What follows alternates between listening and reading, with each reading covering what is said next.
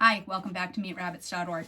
So while we've got these guys out, thought we'd have a little fun and let's take a little poll. Let's have some predictions. I'm curious to know what you guys think the color of these kits will be. Now, these are the kits that are Californian doe crossed with a champagne buck. So a few things we know is that the Californian breeds have the temperature sensitive coloring on the ears and the nose, so they tend to be a lot darker in those points and on their feet in the winter when they're colder in a response to the cold, and then they'll lighten out. Some of them get really light and don't have much color at all in the summer.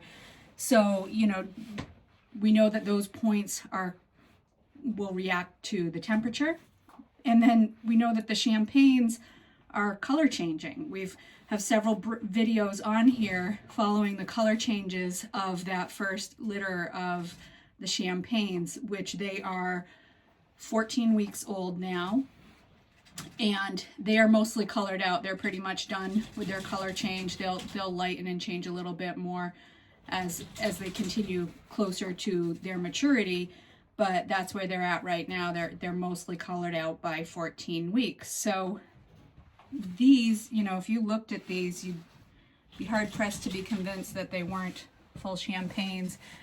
Every one of them, and I'll show you some of the other litters that are crossed, are, they were born completely black, which all the champagnes are, and then they start to color out around 6 weeks. So, these guys are 4 weeks. And I'm curious to see what the colors end up with. Do we think they'll stay black? Do we think they'll have some weird temperature sensitive points in there? Do we think they'll silver out? I have not done a cross that was a champagne doe with a Californian buck. Maybe if I can get those does going in the future, that could be something just for fun to play with. But do you think it would be different?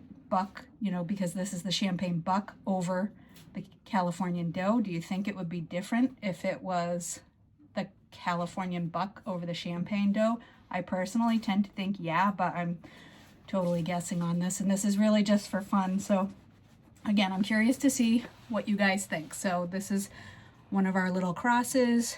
It kind of does look like maybe we've got a little silver on some paws, which was, if you go back to the color changing videos with the champagnes, that's how it started with them. I'm curious to see if they just continue to color out and they keep kind of the champagne coloring, or if we get some muddled up mess, who knows? Again, just for fun, just for giggles, but let me know in the comments what you think, or maybe you've already had this cross before and you actually know the answer. Could be fun too. And if you know the answer about whether the Californian buck over the champagne doe would make a difference, that would be fun to know too. So this one, I had just weighed these guys. They're in a travel cage here. I'm gonna put this one back and maybe take you over to see if I can give you a little more background on the color, a little more insight. See if I can get the camera angle here. So those are those 4 in that litter. Everybody's looking pretty uniform right now. I am going to put them back in their cage in a few. These, just for reference, are the 14-week-old champagnes that we've been following along all along. And no, it's not cheating if you go and look up at those videos and see what those color changes did. I consider that research. So this is what we've got in these guys at 14. You can see we got still some dark nose and ear color there, lighter body color, mostly silvered out. And I'll show you the does and the bucks too. And this is actually the other litter of kits that have that cross. So there's mom. These are the kits. This is a litter of 8. Same cross, Californian doe with a champagne buck. They are 2 different doe buck combinations. So I have Sunny, who's one of the champagne bucks, and I have Toussaint, who's one of the champagne bucks, and each one of those was paired with this. It wasn't the same buck, in other words, over both does. So that's what we've got in that litter. And I will show you down here is the mom of the 4. This is Dandelion, and this is the mother of the 4 that we just saw. And you can see that she's she's really got a lot of nice dark of those nice dark Californian points. So those are the ladies and their kids. And if we come over here, these are the dads.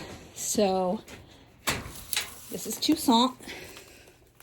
It was a family request that he get that name. It had something to do with some sci-fi or fantasy book that I do not read, but my adult children and my husband do. They really enjoy that genre. It's just not mine, but that's fine. So that's Toussaint. That's what he looks like. And this is Sunny. Let's see if we can get Sunny in the camera there. That's Sunny. He's my other champagne buck. And he was the father of one of those litters too.